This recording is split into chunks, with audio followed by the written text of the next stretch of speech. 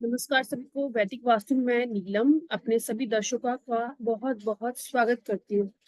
आज हम बात करेंगे क्रिस्टल्स की। आज हम बात करेंगे कि क्रिस्टल्स कौन से हाथ में पहनना चाहिए जिससे हमें एनर्जी मिले, और क्रिस्टल के कुछ पॉजिटिवनेस की बात करेंगे, और बात करेंगे जिन लोगों में और बच्चों में कॉन्फिडेंस लेवल लो होता है, बोलने में झिझकिचाते हैं, अपनी बात एक्सप्रेस नहीं कर पाते, तो उन्हें कौन सा क्रिस्टल और क्या एक्टिवेट करना चाहिए अपनी बॉडी में। आपने देखा होगा कि क्रिस्टल्स जो होते हैं बहुत जल्दी आसपास की नेगेटिविटी को एब्जॉर्ब कर लेते हैं और अपनी पॉजिटिविटी फिर आपको देते हैं।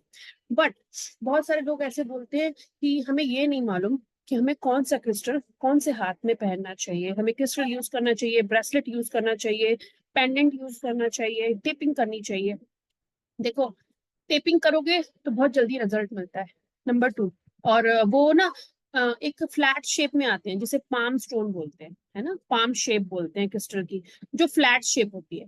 ठीक है, तो उसको अगर आप उस बॉडी के उस पार्ट पे लगाएंगे तो आपको जल्दी रिजल्ट मिलेगा। 2 से 3 घंटे दिन में लगाओ या पूरी रात उस जगह पे लगा के सो जाओ, जैसे।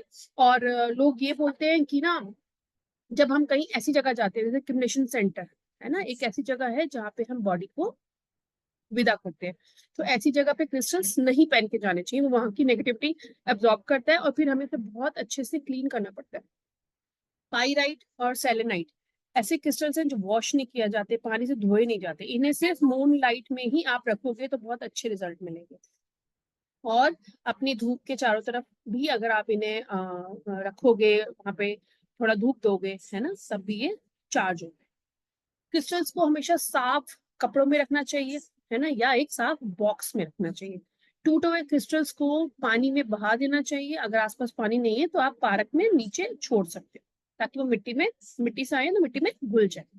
नंबर थ्री, अब बहुत सारे लोग बोलते हैं कि हमें क्रिस्टल्स कौन से हाथ में पहनना चाहिए, है ना, कौन से हाथ में हमें क्रिस्टल से एनर्जी ज्यादा मिलती है। जब हम राइट हैंड में क्रिस्टल पहनते हैं तो एनर्जी हम देते हैं। राइट हैंडर गिवन का होता है, देने का होता है, गिविंग का होता है। तो जब आप राइट हैंड में पहनेंगे तो अगर आपकी बॉडी में नेगेटिविटी है, आपको नेगेटिविटी से लेके कोई प्रॉब्लम है, तो आप उस क्रिस्टल को राइट हैंड में एज अ ब्रेसलेट पहनेंगे। अगर आपको लगता है कि आपकी बॉडी में कुछ कमी है ना, तो उसको आप लेफ्ट हैंड में पहनेंगे। लेफ्ट हैंड लेने का होता है। नंबर फोर, अब बात करते हैं, बहुत सारे लोग और बच्चे ये कहते हैं कि हमारी कम्युनिकेशन क्लियर नहीं है, हमें शाइनेस होती है, हम अपनी चीजों को एक्सप्रेस नहीं कर पाते, तो हम क्या करें। सबसे पहली बात, इसके लिए रूट चक्र को अगर आप एक्टिवेट करेंगे तो आपको बहुत अच्छे रिजल्ट मिलेंगे। रूट चक्र पे आप इस पर्टिकुलर क्रिस्टल को अगर आप सेलो टेप से चिपका देंगे 2 से 3 घंटे के लिए, तो आपको रिजल्ट बहुत जल्दी देखने को मिलेंगे। अगर आप दिन में नहीं कर सकते तो आप रात को भी कर सकते हो। इसके साथ ही जो क्रिस्टल्स हैं वो है टाइगर आई, जो कम्युनिकेशन के लिए सबसे बेस्ट है। इसके बाद है हेमीटाइट, फिर है मेलाकाइट, फिर है लेपिस लजूली। लेपिस लजूली के साथ कभी भी टाइगर आई और हेमीटाइट नहीं पहना जाता, दोनों क्रॉस कॉम्बिनेशन के क्रिस्टल है। ठीक है, या तो आप सिंगल कोई क्रिस्टल पहन सकते हो, लेकिन इसके साथ ये दोनों नहीं पहनने चाहिए if you face issue regarding to shyness और कम्युनिकेशन। इसके साथ ही आप टर्मोलाइन भी पहन सकते हैं, अगाते ब्लैक भी पहन सकते हैं।